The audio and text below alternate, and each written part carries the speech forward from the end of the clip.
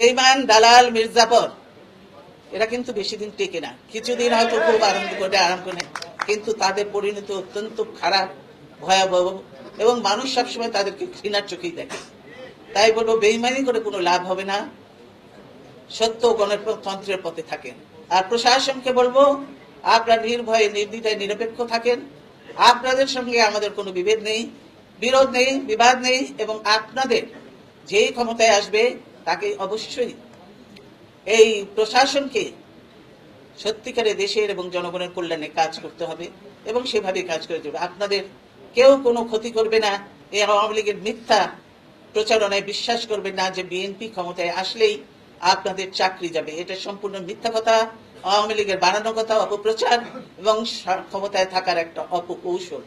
তাই আমার বক্তব্য আর না বাড়িয়ে, আপনারা সাংবাদিক ভাইয়েরা যারা বেঈমানি করেছে, আপনারা তাদেরকে চিহ্নিত করেছেন। এই বেঈমান সাংবাদিক, বেঈমান, দালাল, মির্জাফর এরা কিন্তু বেশি দিন টেকে না। কিছুদিন হয়তো খুব আনন্দ করে আরাম করে, কিন্তু তাদের পরিণতি অত্যন্ত খারাপ, ভয়াবহ, এবং মানুষ সবসময় তাদেরকে ঘৃণার চোখেই দেখে।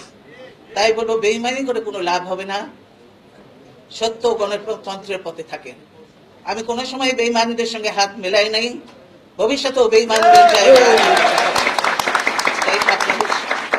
সকলের সাফল্য কামনা করে, আমি জানি আপনারা খুব কষ্টের মধ্যে আছেন, চাকরি হারানো অবস্থায় বহু লোক আছে, প্রতিনিয়ত চাকরি হারাচ্ছে, কষ্ট পাচ্ছে। আপনারা আল্লাহকে রাখেন, নিশ্চয়ই আর বেশি দিন আমাদের নয়, যেদিন সুদিন আসবে এবং আপনারা আপনাদের জায়গা ফিরে পাবেন, ভালো জায়গা পাবেন।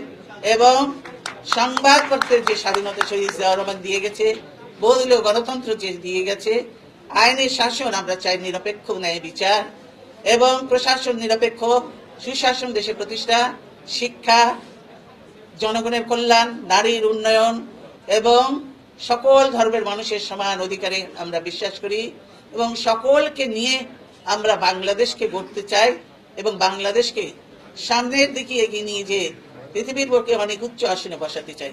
আপনাদের সকলকে ধন্যবাদ জানিয়ে আমি আমার বক্তব্য শেষ করছি। আল্লাহ হাফেজ। বাংলাদেশ জিন্দাবাদ।